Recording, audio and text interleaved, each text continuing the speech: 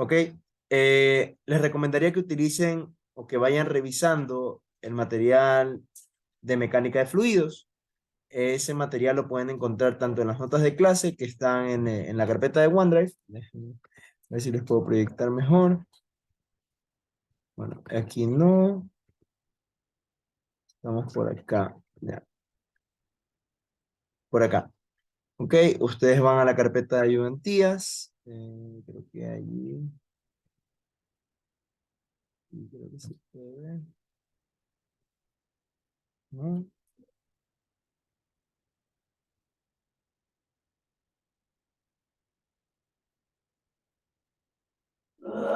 Allí. Ahí ya creo que ya puedo. Entonces, aquí van a poder encontrar en notas de clase para poder ya revisar ese material, la parte de propiedades y manometría. Manometría básicamente vamos a revisar un poco de lo que son las presiones, eh, la presión barométrica, la presión manométrica, la presión atmosférica también, o sea, todo eso lo vamos a revisar de forma muy superficial porque igualmente no nos va a interesar tanto esto. Lo que nos va a interesar es como como que un reconocimiento general de cómo son los fluidos y cómo podemos modelarlos, ¿ya? Para poder avanzar con la parte de conservación de energía y ya lo que nos va a importar ya en esta última parte del curso, que es el flujo viscoso en tuberías, ¿ya? Ahí vamos a ver un poco más, ¿ok? Déjenme ver, está por acá. Ya también les recomiendo que si ustedes se pueden descargar el libro que les voy a mostrar en este momento, sería muy bueno. O sea, se los recomiendo mucho.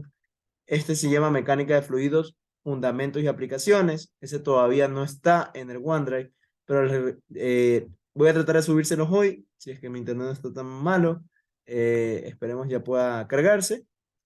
Este les va a servir para estas dos últimas partes del curso, ya todo lo concerniente a fluidos. Es muy buen libro, es la versión más actualizada que puede encontrar, la cuarta edición. Y en general, los ejercicios son los que suelen tomar en los exámenes, suelen tomar en las lecciones, que aquí, como pueden ver, es una lección. Esta lección es el segundo parcial, la lección 2, pero todavía no tomamos el tema de fluidos. Esta parte es el ciclo de refrigeración por compresión de vapor y este es el tema que quiero abordar el día de hoy. ¿Ok? Pero no está de más que ustedes vayan avanzando un poco en la materia y puedan revisar la parte de fluidos. ¿Ok? Entonces, eso les quería mencionar. ¿Tienen alguna pregunta hasta allí? ¿Alguna consulta quizás? ¿No? Aparte de, a partir de lo que les he mencionado. ¿Quedó claro todo entonces? Y nuevamente, sorry chicos por la demora, de verdad, sorry la demora por haberme perdido un poco en estos días, pero ahorita sí voy a tratar de retomar las ayudantías de forma normal. ¿Ok? Bueno, si no tienen preguntas, igualmente las pueden escribir en el casillero del chat.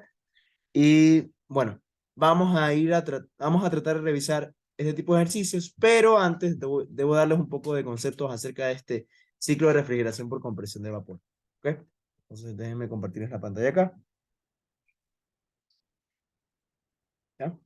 Entonces, habíamos visto en la unidad 4 ya la parte de ciclos, habíamos analizado el ciclo de Carnot, habíamos analizado las bombas, las máquinas térmicas, habíamos analizado los refrigeradores, las bombas de calor, y también habíamos visto una idealización del ciclo de Carnot, pero para máquinas de vapor o fábricas de vapor, que en este caso sería el ciclo de Rankine, ¿ok? Ese es un ciclo de vapor.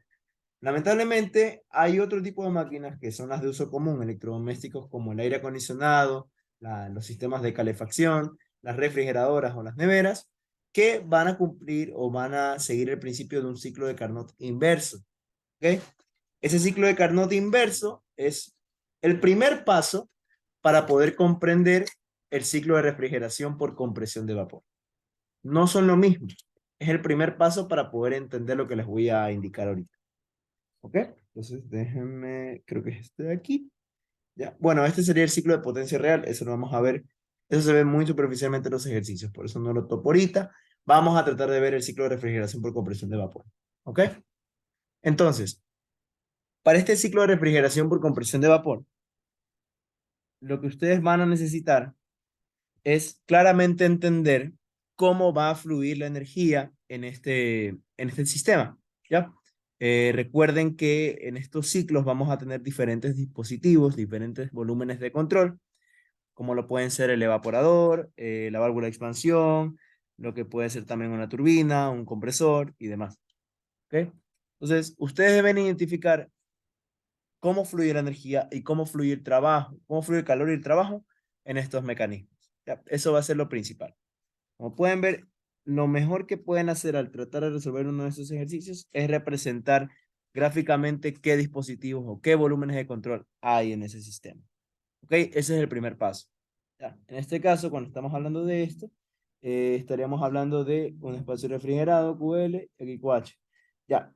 Recuerden que el mismo esquema, este esquema que pueden ver aquí, o sea, los dispositivos de flujo estable son los mismos, tanto para la bomba de calor como para el refrigerador. Lo único que va a cambiar es la respuesta o el resultado que yo quiero obtener de mi máquina. ¿Ya?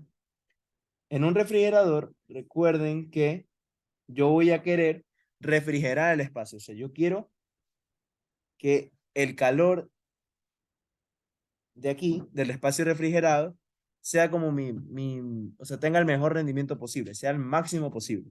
¿Ya? A partir de lo que yo estoy entrando, que sería el trabajo neto de entrada. ¿Ya? Entonces, allí no definíamos una eficiencia, sino definíamos un desempeño, un coeficiente de desempeño que estaba dado de la siguiente manera, QL sobre trabajo neto de entrada. ¿Ok? Ese es para un refrigerador. Ahora, para la bomba de calor va a ocurrir lo contrario. Yo no voy a querer refrigerar el espacio, sino que voy a querer tratar de calentar un lugar, tratar de calentar el entorno o la sala que me interesa. En este caso, nuestro interés va a verse reflejado en QH. No nos va a importar QL porque no queremos refrigerarlo, queremos calentar el espacio. Entonces queremos un calor de altas temperaturas, Q high. Ese Q high nos va a indicar que el coeficiente de desempeño va a ser una bomba de calor, entonces ya nuestra respuesta no va a ser en función de QL, sino de QH, en base al trabajo neto de entrada, ¿ok? En base a lo que le estamos suministrando al ciclo, ¿ok? Esa es la primera parte. O sea, yo quisiera que entiendan esto porque este ciclo de refrigeración se va a cumplir tanto para el refrigerador como para la bomba de calor, ¿ya? Ahora la cosa es definir de forma muy clara que este ciclo se lo suele utilizar más para neveras, congeladores, sistemas de aire acondicionado, no tanto para sistemas de calefacción. ¿Ok? Entonces, más nos vamos a centrar de aquí en adelante en estudiar el desempeño de los refrigeradores a partir de propiedades como la entalpía, la entropía, la energía interna. ¿Ok? ¿Hasta ahí tienen alguna pregunta quizás? ¿O desean que lo vuelva a repetir? ¿O no está muy claro lo que indiqué? ¿No? ¿Alguna pregunta, Andrea o Melina? Ok, perfecto. Entonces, bueno, aquí también pueden ver el segundo paso sería hacer un esquema como este, ¿ya? En donde ustedes tienen una temperatura de alta que va a ser el sumidero, o sea, donde va a llegar la energía al fin y al cabo, y una temperatura de baja que va a ser la fuente, de donde está partiendo la energía, donde estamos generando este cambio, generando esta reacción con el calor, con el trabajo y demás. ¿Ok? Y bueno, esto es como un pequeño meme. En donde pueden ver que el desempeño es el resultado deseado sobre lo que tú le ingresas, o sea, el ingreso requerido. Entonces, así como el ciclo de Carnot, así como el ciclo de Rankine, también vamos a encontrar en estos ciclos de refrigeración por compresión de vapor un diagrama temperatura-entropía. ¿Ok? Ahí me faltó poner en el diagrama, ¿no? Allí pueden ver que tenemos un diagrama temperatura-entropía. La temperatura, recuerden que vamos a tenerla en grados Celsius, a menos que nos digan lo contrario. Y la entropía va a estar dada en kilojoules sobre kilogramo Kelvin. ¿Ok? ¿Ya? Recuerden que estamos hablando de una entropía específica, por eso es por unidad de masa. ¿Ya? Entonces, asimismo, como un diagrama temperatura-entropía, que ya lo hemos venido estudiando hace mucho tiempo, vamos a tener siempre nuestro domo de saturación o campana de saturación. ¿Ok? Eso no va a cambiar. Ahora, ¿cuáles van a ser las interacciones que yo voy a tener? Las interacciones que yo voy a tener en mi ciclo van a depender de los volúmenes de control que tenga. Los volúmenes de control que tengo son el evaporador, luego tengo la válvula, bueno, el evaporador, luego tengo el compresor, el condensador y la válvula de expansión. ¿Ok? De esta forma es como se da la ocurrencia del ciclo. ¿Ok? Ese va a ser el orden que va a seguir mi ciclo. ¿Ya? Espérame un ratito.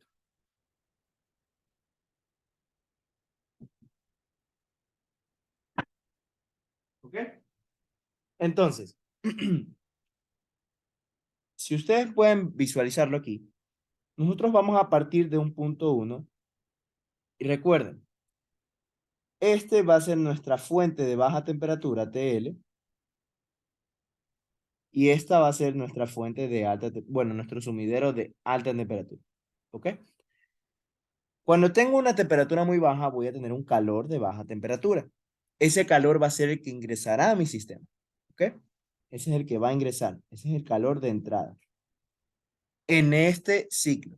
Ya recuerden que en los de Carnot es diferente y en el de Requina es diferente. ¿Ok? Entonces,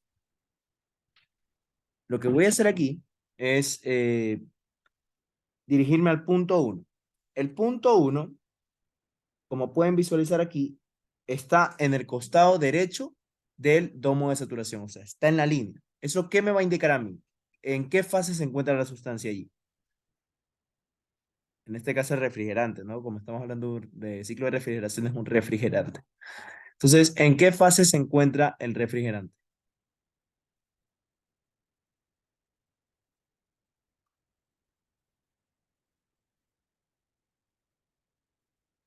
¿Alguien me podría indicar? ¿No? ¿Ok? Ya, recuerden que siempre nosotros vamos a tener dentro del domo de saturación las mezclas saturadas. ¿Ok? Entonces, el punto 1 no puede representar una mezcla saturada porque no está dentro, está en el límite. Pero, ¿está en el límite derecho o el izquierdo?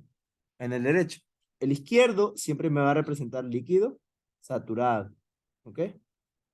Como tenemos una mezcla saturada, a la izquierda vamos a tener líquidos saturados y a la derecha vamos a tener, bueno, ahí se me movió un poco el gráfico. No, no sé qué le pasa, perdón. Bueno, a ver, déjenme regresar acá. Ahí, ¿no? Espérame un ratito. Ahí está, perfecto. Ya.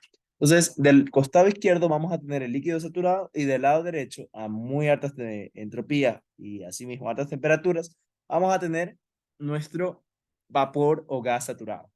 ¿Ok? Entonces, el punto 1 va a ser cuando yo tenga mi gas completamente saturado. ¿Ya? ¿Ok? Es decir, justo después de que yo evapore toda mi sustancia, mi gas está saturado. ¿Ya? Eso es lo que yo trato de representar con esto. O sea, esa es la lógica en esta fase. O sea, y estas son las condiciones en las que se encuentra mi sustancia en ese momento. 120 kilopascales y menos 20 grados Celsius. ¿Ok? Perfecto. Ahora, ¿qué es lo que va a pasar? Asimismo, como estoy hablando de un refrigerador, recuerden que el ciclo de refrigerador también va a tener un ingreso de trabajo y esa va a ser la única forma de trabajo que va a ingresar. Ya no va a haber salida de trabajo como tal porque la válvula de expansión es un trabajo súper pequeño que ejecuta. Entonces, esta, este va a ser el único aporte de energía por trabajo dentro del sistema. ¿Ya? Entonces, justo aquí, entre 1 y 2 vamos a tener que ingresa el trabajo. Ya tenemos ingreso de calor, ingreso de trabajo. Ahora, el punto 2, como pueden visualizar, se encuentra fuera del domo de saturación. Entonces, ¿en qué fase nos vamos a encontrar? Nos vamos a encontrar en un vapor sobrecalentado. ¿Ok? Ya. Saben que yo mejor lo voy a poner acá y ustedes pueden darse cuenta ya viendo el gráfico, básicamente, para que no se confundan. Entonces, el estado 1, la fase 1 va a ser de vapor saturado. ¿Ok? Luego, en la fase 2 vamos a tener vapor sobrecalentado. ¿Ya? Y como pueden ver, ¿por qué va a ser un vapor sobrecalentado? Simplemente lo que estamos haciendo es llevándolo a un compresor. Y el compresor lo que va a hacer, ingresar trabajo, este trabajo de qué tipo va a ser cuando estamos utilizando un sistema émbolo o cilindro. ¿Alguien recuerda eso de la unidad 2 o 3? Eso sí lo visualizamos, sí lo revisamos, pero quiero que alguien lo recuerde. ¿Cuál es esa forma de trabajo? ¿Cuál es ese mecanismo de trabajo en donde utilizamos un émbolo, un sistema cilindro-émbolo? ¿Alguien lo recuerda? ¿Será trabajo eléctrico? ¿Será trabajo de eje? ¿Será trabajo mecánico? ¿Alguien lo recuerda? ¿No? Ujú. Chuta. Creo que esas vacaciones nos hicieron mal a todos. Paro. Básicamente, recuerden que cuando nosotros teníamos un sistema cilindro-émbolo, esto se le denomina trabajo de frontera, ¿ya?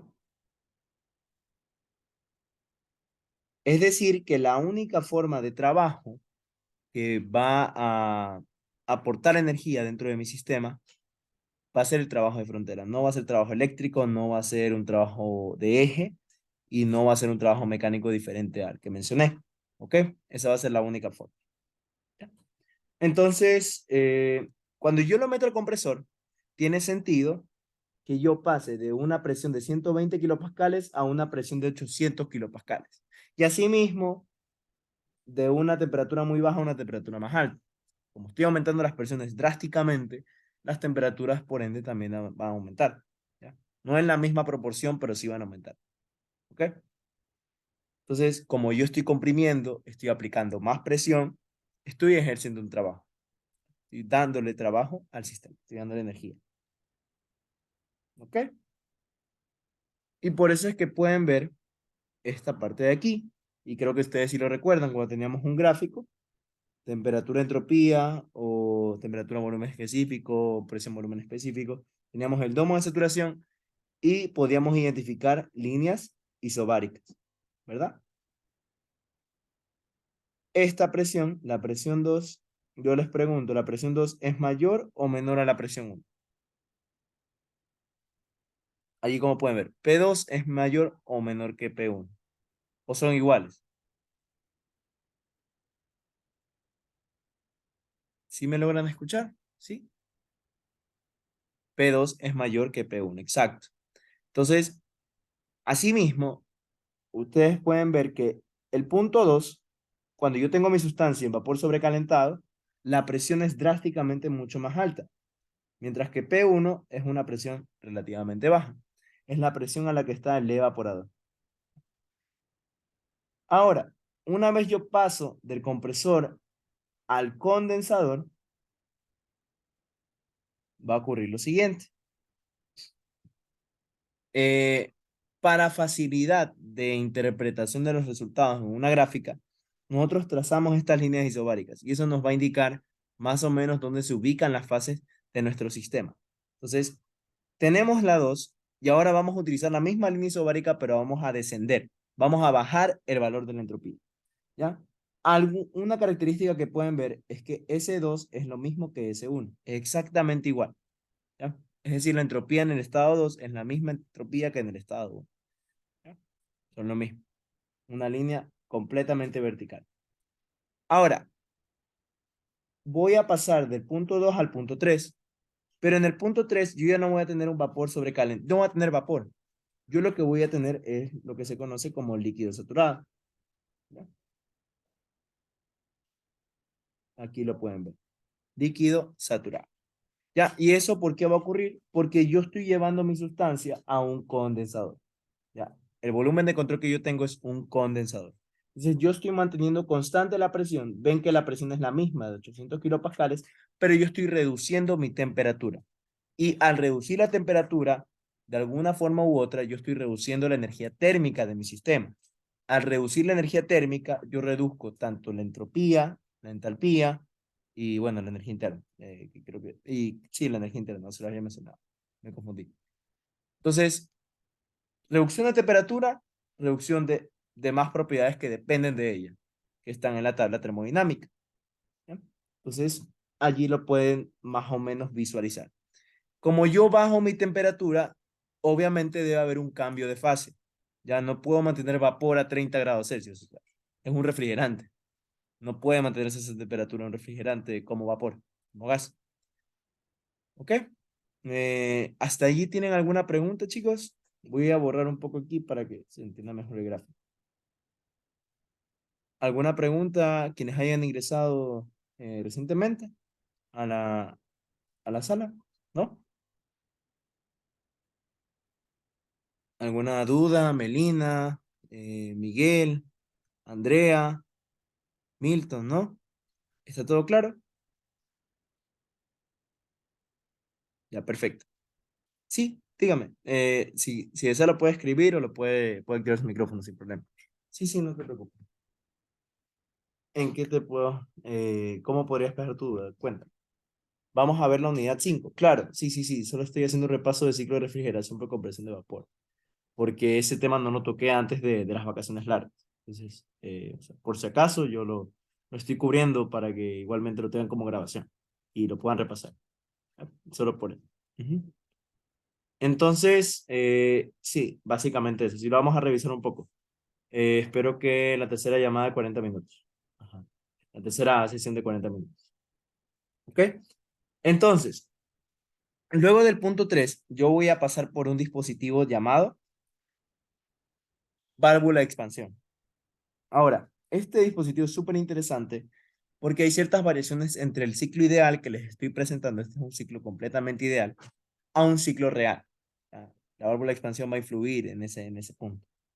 Entonces, más o menos para que ustedes entiendan, porque aquí no se puede ver bien, déjenme presentarles acá, déjenme ver si está el ciclo ideal y el ciclo real. Ciclo real, ok, ya, aquí les voy a mostrar. Denme un minuto que solo tengo, el libro está acá en la computadora. Ok, creo que ahí ya se cambió, ya perfecto. Entonces, básicamente, bueno, les comentaba el ciclo invertido de Carnot, y de ahí parte el ciclo ideal de refrigeración por compresión de vapor, y más o menos tienen algo como esto, ¿no? Esto es lo que ustedes tienen. Ustedes cuentan, ah, déjenme ponerlo aquí. Ya, esto es lo que hemos revisado. Punto 2, punto 1, punto 3. Ahora, ¿qué va a pasar con el punto 4? El punto 4 va a descender de esta forma. No va a descender en una línea recta por completo. ¿Ok? Eso cabe recalcar. De 3 a 4, el descenso es una curva. Lamentablemente, el poder modelar o el poder interpretar esa curva para nosotros en el estudio de este curso es algo muy complejo, por lo cual nosotros tratamos de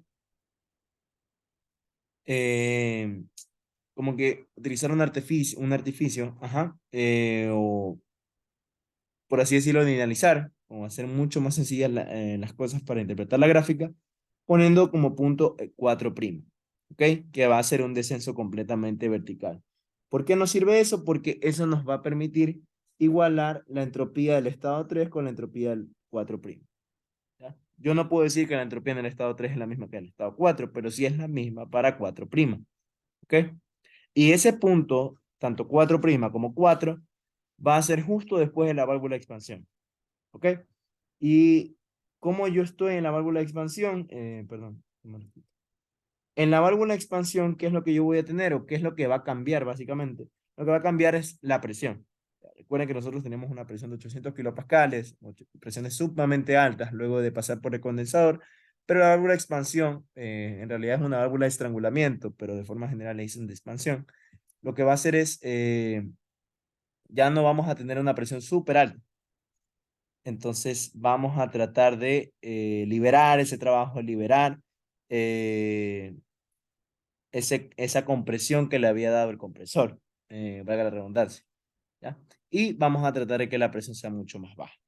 ¿Ok? Eso es lo que nos va a permitir la válvula de expansión, que se permita expandir ese líquido. ¿Ok? Y para esa parte, ustedes pueden verlo como una mezcla saturada. ¿Ya? Tanto 4' como 4 se encuentran dentro del lomo de saturación y eso nos permite estudiarlo como una mezcla saturada. Recuerden que las mezclas saturadas son las únicas que van a contar con la calidad. Y a partir de ese punto, ustedes tienen que identificar cuál es HF o SF y demás. O sea, entropía de líquido saturado, entropía de vapor saturado y así obtener la entropía de una mezcla saturada o la entalpía de una mezcla saturada. ¿Ok? ¿Hasta allí alguna pregunta? ¿Alguna duda? ¿No? Entonces, ese es el ciclo ideal. ¿Ok? Todo está perfecto ahí.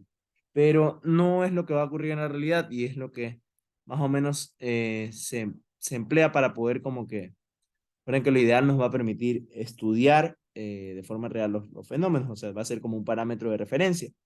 Ah, bueno, esto sí me faltaría más o menos que entiendan. También relacionan el COP. Ustedes van a utilizar más que todo el COP del refrigerador, no el COP de la bomba de calor, con las entalpías. ¿Ok? Es mucho más fácil estudiarla a partir de las entalpías porque son valores de tabla. Tal vez QL y el trabajo neto de entrada no se los den como valores del problema, pero ustedes pueden hallarlo a partir de otras propiedades termodinámicas, que son la entalpía. ¿Ok? Perdón, vamos a ir para acá. Déjenme ver. Ya, más o menos algo así sería. Ya vamos a resolver un ejercicio parecido, por si acaso. Es el ejercicio de la lección, pero voy a ir revisando con el ciclo real. ¿Ya? El ciclo real, ¿por qué va a ocurrir generalmente? Aquí pueden ver, eh, un ciclo ideal es completamente reversible. Lamentablemente, en la realidad siempre vamos a tener irreversibilidades. ¿Ok? Y bueno, ahí están las dos principales razones. ¿Ya? La fricción del fluido por caídas de presión y la transferencia de calor hacia o desde los alrededores. O sea, va a haber pérdidas o ganancias de calor que pueden afectar a la conservación de la energía dentro del sistema. ¿Ok? Básicamente, este sería una alteración de cómo se vería en la vida real un ciclo de refrigeración por compresión de vapor. Algo muy complejo que no vamos a revisar en el curso, pero igualmente lo pueden ver más adelante en su carrera. ¿Ok? Bueno, eso más o menos les quería mostrar. ¿Hasta allí tienen alguna pregunta? ¿Alguna duda?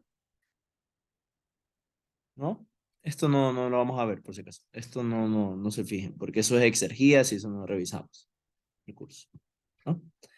Ya, entonces vamos viendo. Déjenme revisar si algo más nos falta esta parte. Creo que nos faltan las fórmulas para poder resolver los ejercicios.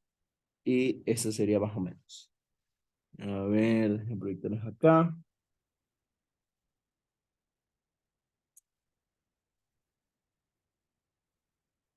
Ya. Entonces, básicamente, tanto el compresor como el evaporador van a ser volúmenes de control. O sea, todos los dispositivos que ustedes pueden encontrar allí son volúmenes de control. Ya recuerden que los volúmenes de control van a conservar bueno, van a conservar el volumen, pero va a haber flujo másico, va a haber flujo de energía y va a haber, bueno, flujo de materia y flujo de energía.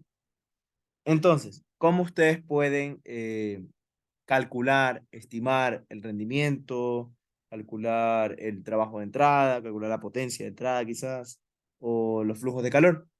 Bueno, aquí están unas fórmulas que nos pueden servir. El trabajo, como pueden ver, nosotros estamos tomando en cuenta que es un sistema isentrópico. Un sistema isentrópico va a significar que es un sistema donde se mantiene la entropía constante para el punto 2 como para el punto 1.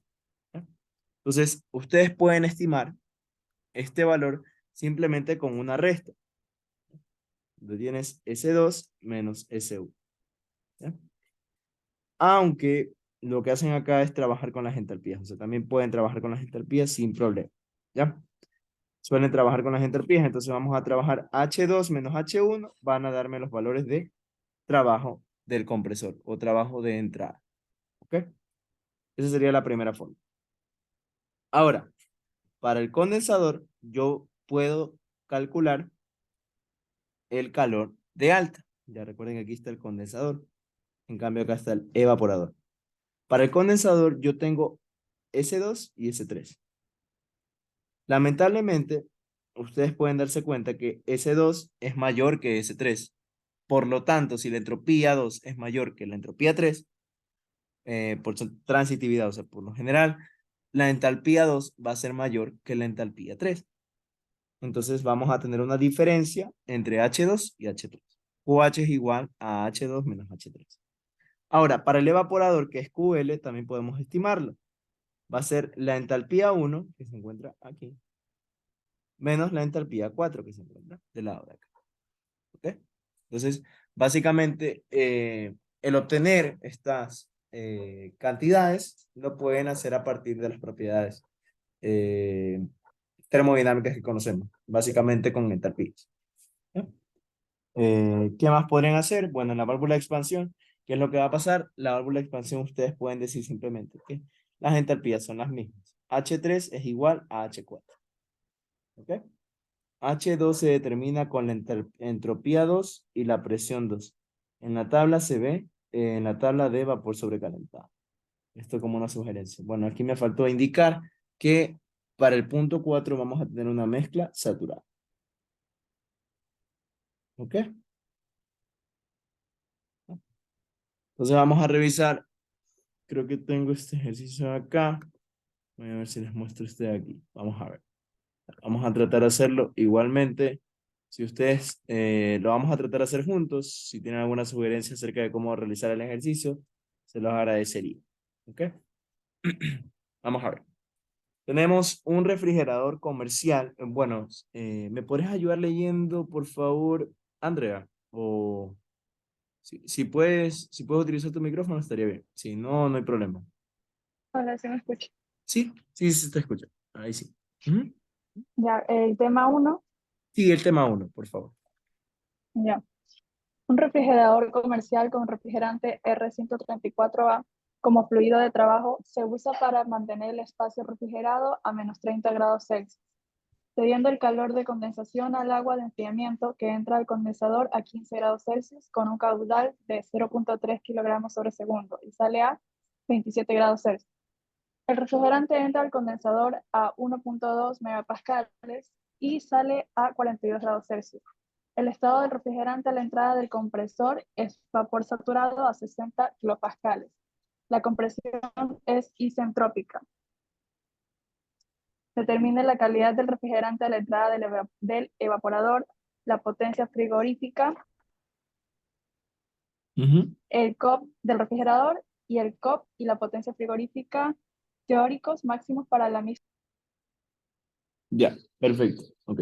Más o menos con lo que nos vamos a quedar en este momento, porque esto de aquí lo puedo abordar más tarde, que no es como la potencia frigorífica. Ya. Lo que vamos a tratar de hacer es la calidad del refrigerante a la entrada del evaporador. Ese es el primer parámetro que vamos a revisar. Y el COP del refrigerador. ¿Ok? Ya. Entonces, vamos a ver, déjenme tomarle cap a esta parte. Un ratito. Voy a tomarle cap acá para ponerle en la diapositiva.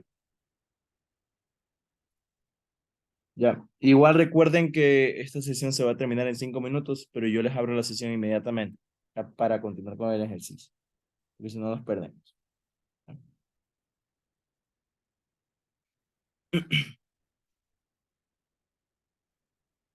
Déjenme ver aquí. Ok.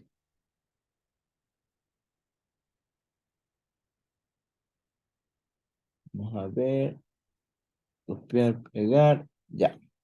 Entonces, nosotros teníamos como dato lo siguiente. Está muy grande. Ahí, ya. Me dicen lo siguiente. Yo tengo un refrigerante R134A. Eso va a ser lo más importante de este ejercicio, porque si no les indican, bueno, ahorita no estoy compartiendo. Ahorita compartir la diapositiva que se me olvidó. Siempre nos tienen que indicar el fluido de trabajo, ¿ya? Y en este caso, cuando hablamos de refrigeración, el único refrigerante que está en las tablas es el R134A. Si nos hablan de R12, nos hablan de otro tipo de sustancias, vamos a tener que utilizar ecuaciones de gases ideales, lo cual lo vuelve un poco más complejo. Pero no es algo que suele ocurrir y no creo que la Miss Priscila sea tan machetera con ustedes. O sea, no creo que lo aplique con ustedes. Entonces, por ahí, relajado, ¿ya? Entonces, lo primero, fluido de trabajo. Ahora, lo que yo les indicaba es que traten de representar el esquema de los volúmenes de control que están en el ciclo y el diagrama temperatura-entropía para que puedan ver cómo ocurre el ciclo. cuáles son las temperaturas, cuáles son las presiones, cuáles son las entropías. ¿Ok? Entonces vamos a aplicar las dos. Aquí tenemos un evaporador. Acá tenemos un compresor. Acá tenemos un condensador. Y acá tenemos una válvula de expansión. Más o menos, mis dibujos no es que son una obra de arte, por si acaso. Entonces vamos a tener nuestra fase 1, nuestra fase 2, nuestra fase 3, nuestra fase 4. ¿Ya? Eso va a ser lo más importante para poder indicar, poder reconocer cuáles son las temperaturas y presiones para cada fase. ¿Ya? Y también es importante que realicen el gráfico temperatura-entropía. ¿Ya? Entonces, ustedes van a tener el domo de saturación y recuerden que un ciclo de refrigeración por compresión de vapor va a tener lo siguiente. Vamos a partir de un vapor saturado, vamos a dirigirnos hacia un vapor sobrecalentado, vamos a tener líneas isobáricas, tanto para aquí como para acá. Perdón. Ahí. Bueno, aquí está. Aquí. Voy a ponerlo con rojo, para que se entienda mejor. Allí, perfecto. Luego vamos a tener acá el punto 3 y vamos a tener el punto 4. Y allí se cierra nuestro ciclo. Ahora, este va a ser nuestro punto 1, 2, 3, 4. Ahora, yo también deseo hacer una proyección entre 3 y 4'. Entonces, voy a hacer la proyección de forma vertical, por si acaso. Bueno, esto voy a borrarlo. Ya, 4'. ¿Ok? Entonces, lo que yo puedo ver en este diagrama, recuerden que entre el evaporador y el compresor en el evaporador va a haber un ingreso de calor. Entonces vamos a tener nuestro calor de baja o calor de entrada. En el compresor vamos a tener un ingreso de trabajo neto de entrada. Y en el condensador vamos a tener un calor de salida o calor de alta. Eso básicamente. Esa va a ser el aumento y salida de energía de mi sistema. ¿Ok? ¿Hasta ahí alguna pregunta con el planteamiento quizás? ¿Les queda todo claro? ¿O desean que lo vuelva a repetir? ¿Desean que lo explique con otras palabras? ¿No? ¿Está todo claro? Sí, chicos. Ok. Entonces, bueno, nos queda un minuto. Vamos a ver lo que más o menos plantearía aquí. Me dicen que para mantener el espacio refrigerado a menos 30 grados Celsius. Ok, a menos 30 grados Celsius. Cediendo el calor de condensación al agua de enfriamiento que entra condensador a 15 grados Celsius, con un caudal de 0.3 kilogramos sobre segundos y sale a 27 grados Celsius. El refrigerante trae condensador a 1.2 megapascal. ¿Ok? Ya, vamos a ir poniendo esas cosas. Aquí vamos a tener presión 1.2 megapascal.